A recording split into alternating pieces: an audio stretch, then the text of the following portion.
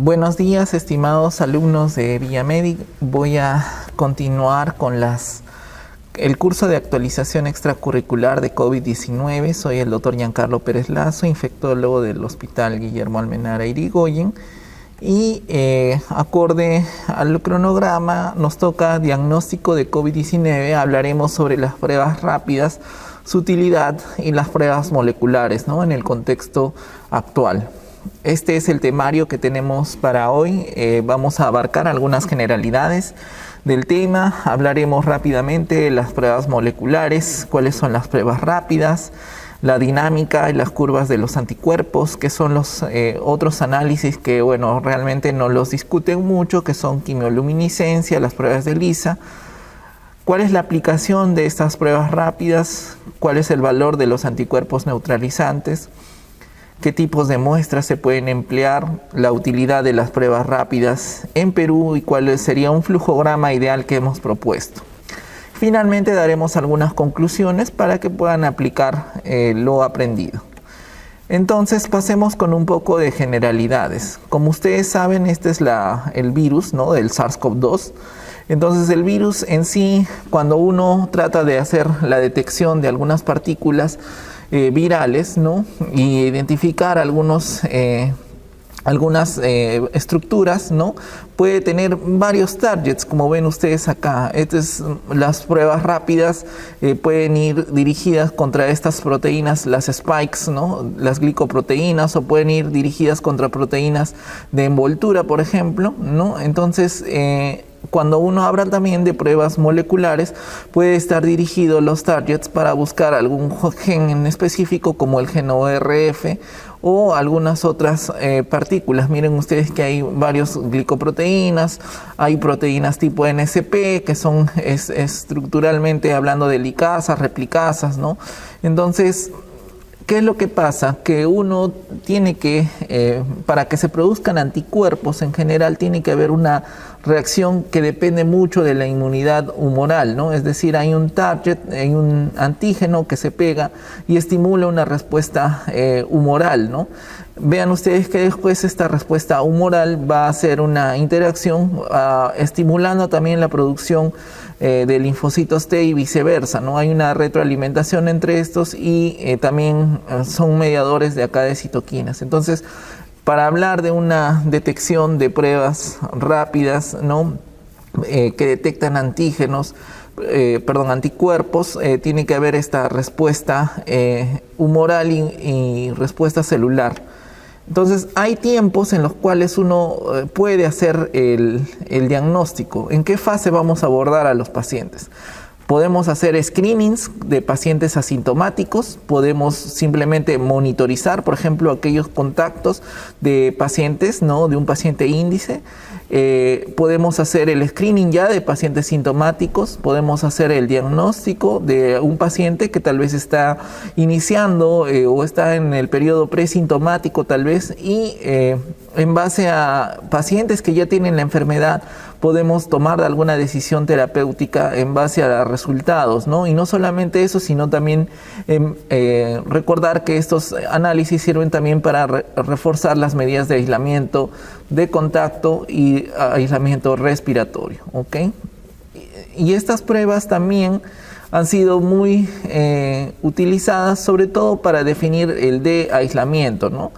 Entonces es importante, nos dicen, sí, pídele PCR para que el paciente pueda salir a un área que no es no COVID, o pídele una prueba rápida para definir si ya no está contagiando, por decir, ¿no? Entonces esas son las actitudes y los criterios que se toman, pero vamos a ver ese tiempo, ¿no? Y también si es convaleciente, ¿no? Por ejemplo, mi PCR ya pasó 2 meses, pero aún así sigo positivo, o mi prueba rápida tiene 2 a 3 meses y sigo saliendo IgG. Entonces hay que ver para qué escenarios puede ser útil y ver sobre todo la utilidad también de pruebas moleculares para monitorizar el shedding viral, es decir, la excreción de partículas virales que no necesariamente pueden ser contagiantes. No puede ser un virus desnaturalizado que simplemente se esté excretando, y eso puede ser en periodos prolongados en cierto tipo de pacientes. Entonces recuerden acá que la utilidad de una prueba tiene que ser enfocada en el momento en que tú tú estás haciendo alguna intervención, si es en la incubación,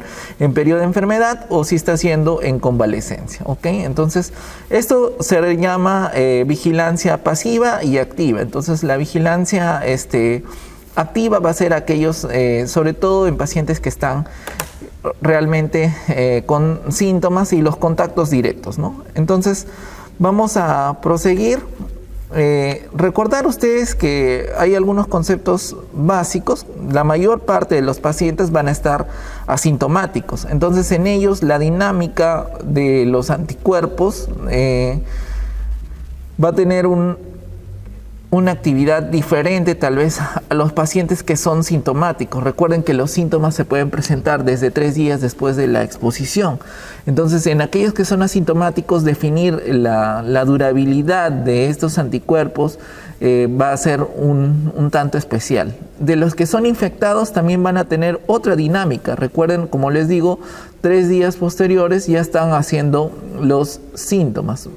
Entonces vean ustedes acá, por ejemplo, que esta es una línea de tiempo de más o menos estimados de cómo es que se producen en días la infección. Si uno tiene una infección acá, la exposición, vean que los síntomas pueden presentarse en este lapso de tiempo de 3 a 5 días, puede demorar más en algunos pacientes o no presentarse simplemente, como el 80% de casos.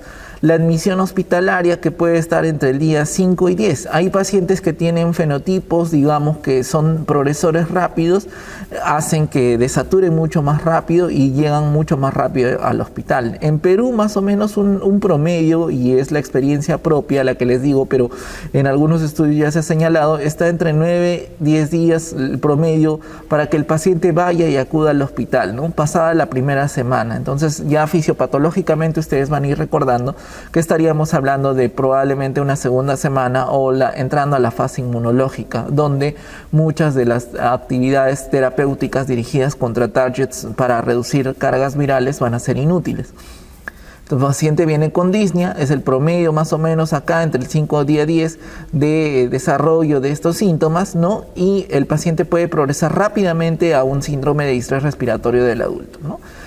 A ventilación mecánica, vean ustedes que el paciente puede tener alguna chance si es que consigue cama lógicamente entre el día 10 y el día 15, y la muerte puede verse en este tipo de pacientes. Esto ha cambiado, yo pienso que hay una modificación. Ahora el paciente en cuidados críticos, cuando tienen acceso a cama, puede permanecer más tiempo y nosotros estamos viendo complicaciones ya en la tercera, cuarta, incluso quinta semana de enfermedad, sobre todo ya por eventos desarrollados por la ventilación mecánica prolongada, ¿no? Sobre todo cuando es ventilación mecánica invasiva.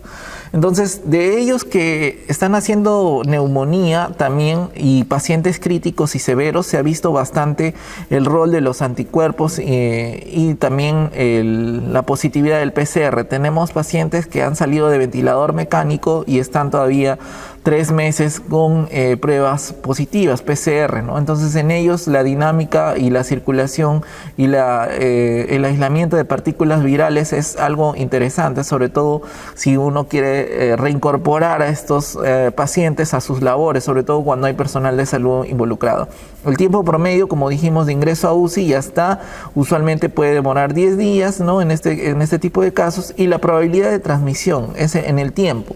Ahora en esto se ha actualizado ya, hay algunas guías, ¿no?, internacionales, por ejemplo, donde ya los criterios de CDC están demostrando que a partir del día 10 el paciente desde su primera prueba positiva, es decir, tuvo un PCR positivo hoy día 1 de agosto y en el día más o menos 11 de agosto, en teoría ya no estaría teniendo alguna particularidad, sobre todo en el tema de contagiosidad. O sea, para este día 11 el paciente ya en teoría no estaría haciendo contagio, ¿no? Y si se recupera, por decir, un PCR positivo en esta fecha, estaríamos hablando de que el paciente en teoría puede tener partículas todavía virales, pero no necesariamente es un virus que es con capacidad replicativa y obviamente no estamos hablando de contagio, ¿no? Entonces, recordar estos conceptos básicos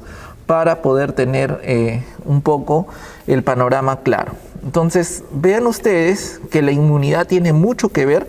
Hay dos estadios muy cruciales. Hay una fase temprana, ¿no?, que es prácticamente donde vemos nosotros cómo es que a nivel de neumocitos, ¿no?, y a nivel de progresión va a haber una inmunidad protectora, ¿no? En el estadio temprano, que prácticamente van a ver ustedes acá, se queda gran parte de los pacientes, ¿no? Entonces tenemos un 80% de pacientes que pueden estar acá. Entonces, este tipo de pacientes hay una respuesta inmune, ¿no?, que está óptima, es decir, hay un boost. Boost es refuerzo entre ambas inmunidades. Hay producción de interferón alfa sobre todo. Hay producción de un tipo de inmunoglobulina que es la 2AB específicamente. Y hay una regulación de todavía las células respiratorias. Ven ustedes que hay un balance adecuado entre estos neumocitos 1 y neumocitos 2, ¿no? Y esta respuesta inmune, producción de interferón alfa, IgG2AB, nos va a llevar a una inmunoprotección. Es decir, estos pacientes no van a progresar, ¿no? Inmunoprotección. Entonces, en base a esto, ¿no?, nosotros vemos que un 20% de los pacientes en este estadio tardío se ha visto que inmunológicamente ya no hay prácticamente, o es muy baja la producción de interferón sobre todo alfa, ¿no? Hay un síndrome de respuesta hiperinflamatoria, ¿no?, hiperinflamación, que es importante. Vamos a ya reverberar esto en la fase, en la clase se ha tocado ya en la clase de inmunología, no de COVID, y sobre todo que no hay regulación de las células respiratorias, ¿no? Regulación de células respiratorias. Es por eso que cuando ya no hay regulación, recuerden ustedes que ya hay producción de fibroblasto, hay tendencia a la fibrosis, ¿no?, tormenta de citocinas,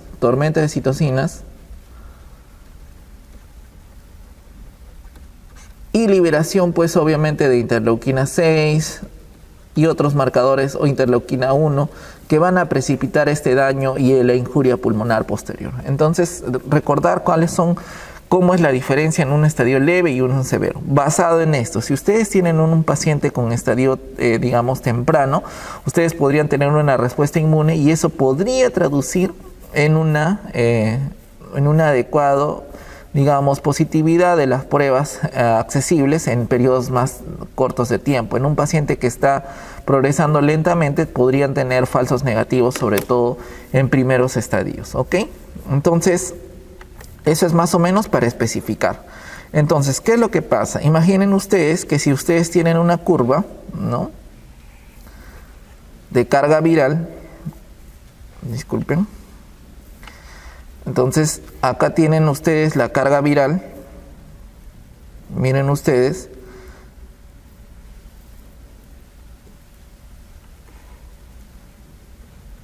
Tienen una fase de inflamación. Y los linfocitos usualmente en esta fase van a estar aquí, en decremento, ¿no? Y luego van a producirse, esta es la curva de linfocitos, ¿no? Cuando hay una buena respuesta inmunológica, es decir, todo esto es la respuesta inmunológica, ¿no?, los linfocitos pueden tener una caída inicial, pero luego va a haber una posterior recuperación. Entonces, esta es respuesta robusta, ¿no? Una respuesta robusta de interferón alfa, beta, ¿no? Disminución de la carga viral. Es importante porque la carga viral en estos pacientes sube así estrepitosamente, pero si la respuesta inmune es apropiada, va a caer, ¿no? Entonces, estos pacientes pueden presentar poca linfopenia. Acuérdense que el término y el recuento que emplean usualmente es menos de 800, ¿no?, del recuento absoluto de linfocitos, y usualmente no hay hipercitoquinas, ¿no? O sea, no hay esta inflamación. Eso es lo que pasa. Entonces, esta es la respuesta busteada, ¿no?, del tipo de interferón. Los linfocitos hacen un descenso leve, pero no va a ser estrepitosos, y la carga viral pues se ha reducido considerablemente en un transcurso rápido en los días. Eso es lo que pasa en el 80%. cómo es la respuesta en el paciente que tiene justamente una pobre producción de interferón, ¿no? Cuando es pobre producción de interferón,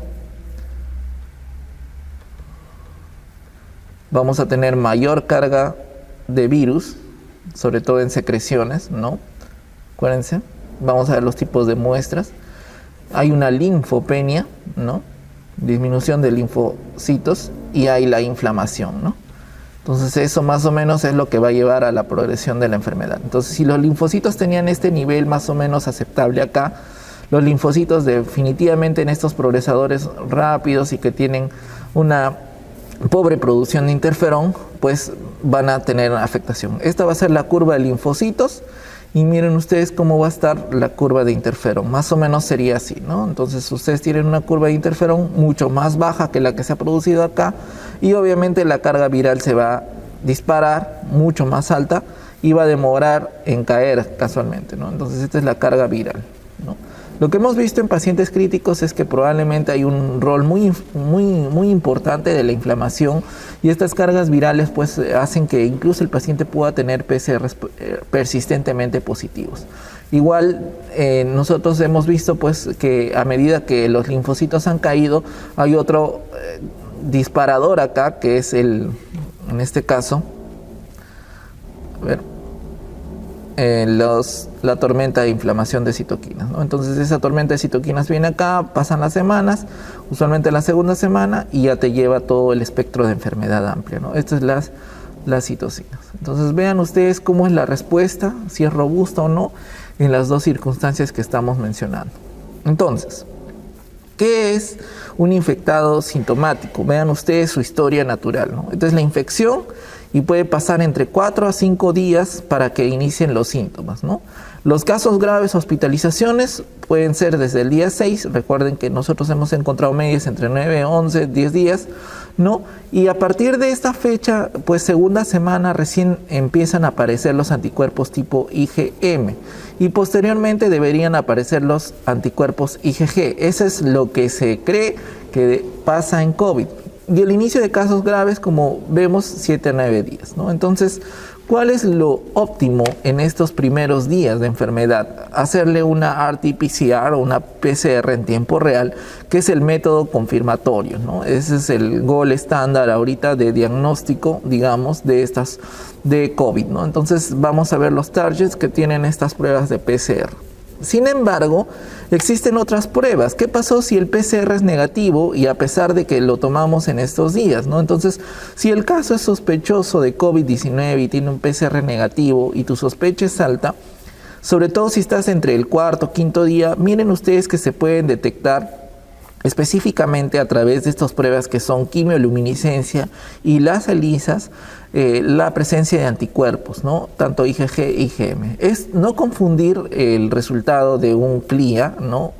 De CLIA, que es quimioluminiscencia, o ELISAs, ¿no? Que sirven para detectar también complejos de antígeno-anticuerpo, con los resultados de los test inmunocromatográficos. La mayor parte de pruebas rápidas que están utilizando en Lima, sobre todo, y algunas en provincias, se basan en estos rapid test, o también llamadas lateral flows, ¿no? Flujo lateral, porque te dice simplemente si es positivo o negativo cualitativamente. La ventaja de CLIA y ELISA es que te pueden dar detección cuantitativa, es decir, te miden el título de anticuerpos que puedan tener, así sean bajos, con puntos de corte y específicos, ¿no? Entonces esto es importante. Y lo otro que hay que recordar es que las llamadas pruebas rápidas, si ustedes van y leen la literatura internacional, usualmente se van a referir sobre todo al tema de las pruebas moleculares, ¿no? Entonces las pruebas rápidas son las llamadas pruebas moleculares, por ejemplo NAT, ¿no? Amplificación de ácidos nucleicos.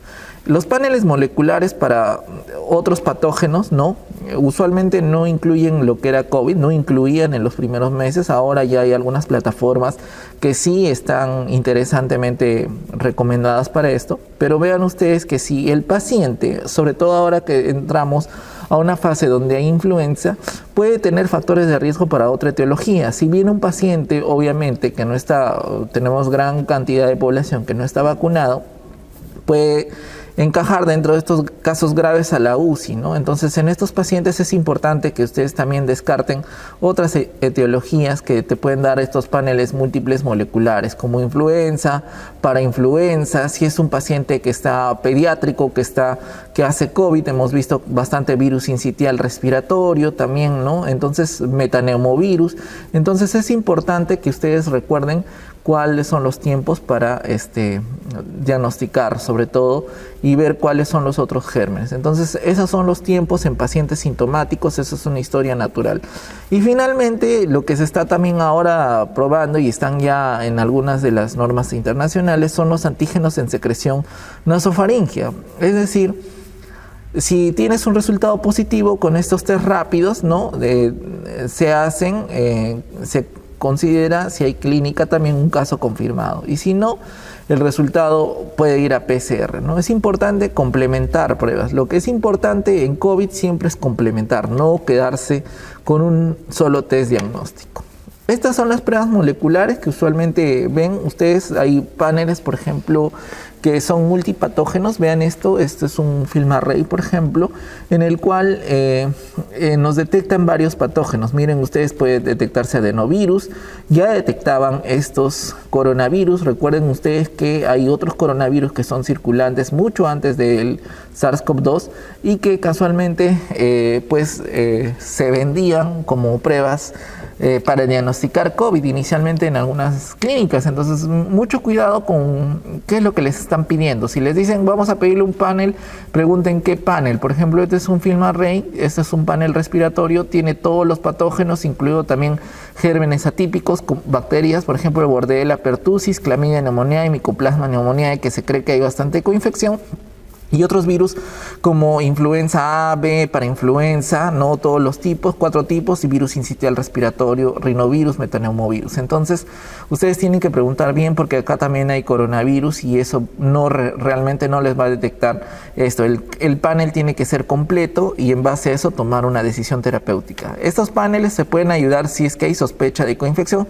Sobre todo lo utilizamos para otro tipo de huéspedes inmunocomprometidos, trasplantados o oncohematológicos, que sí es importante porque sí hemos encontrado coinfecciones.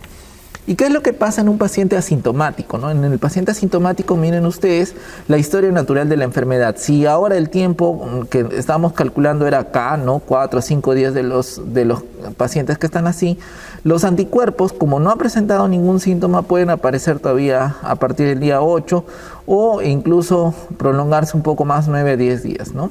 Entonces, en ellos ya la mayor parte de algunos criterios que van a ver, y acorde a norma nacional, el término de la cuarentena en asintomáticos o contactos positivos lo han puesto como 14 días, ¿no? Y el término de la transmisión en pacientes que han estado sintomáticos usualmente podía durar hasta 28 días. Entonces, esto también, como les dije, el criterio del 10 ya está cambiando, ¿no? Pero esto tiene que ser refrendado también por una norma nacional.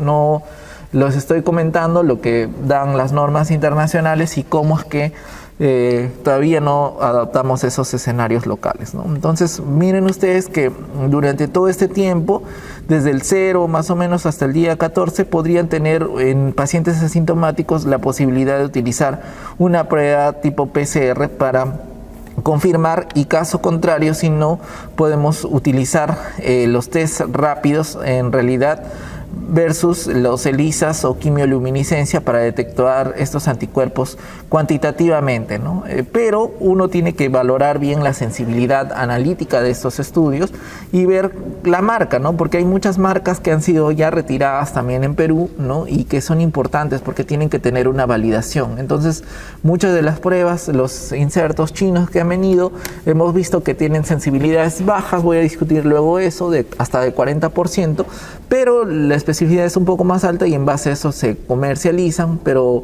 hay que ver los estudios en campo para ver si no tienen falsos positivos, que también es una de las cosas que se cree que está pasando, ¿no? Entonces vamos a ver qué es lo que ha surgido. En cuanto a esto, miren ustedes, este es un metaanálisis muy interesante que habla acerca de la positividad y todo cómo es que es la respuesta de acuerdo a los resultados. Miren ustedes que se han comparado acá ELISA, ¿no? Que es un ensayo inmunoabsorbente de una enzima, lateral flow, que es lo que utilizamos comúnmente acá en Perú y lo que se circula bastante, y los ensayos de quimioluminiscencia, ¿no? Que son idealmente a través de detección, ¿no? Lo vamos a explicar más adelante, los CLIAS, ¿no? Y miren ustedes la tasa de pacientes que tuvieron COVID y que tuvieron un ELISA positivo, ¿no? Fueron 84%, ¿no? Cuando hablamos de métodos de quimioluminiscencia, 98%, o sea, tuvo un mayor rendimiento. Es un metaanálisis muy interesante. Y las pruebas que utilizamos, las pruebas rápidas, 66%. Recién están tratando de ver, he visto algunos laboratorios acá que están utilizando estos ensayos de quimioluminiscencia. Miren, las tasas de resultados negativos en aquellos pacientes con COVID fueron negativos. Esto es en la serie y las correlaciones que se han visto en toda la literatura, porque es una recopilación de varios estudios, ¿no? Y 40 estudios en realidad. Y en los pacientes que no tuvieron COVID, realmente quienes no tuvieron, hasta 98%. O sea, tiene una tasa alta de valor predictivo positivo y valor predictivo negativo. Estas pruebas que son las ECLIA, ¿no? O los ensayos de quimioluminiscencia, que igual detectan también estas reacciones antígeno-anticuerpo, pero a través de una iluminación que vamos a especificar. Entonces, hasta acá nos vamos quedando con las ECLIAs, que debería ser parte de los test diagnósticos que tenemos a la mano.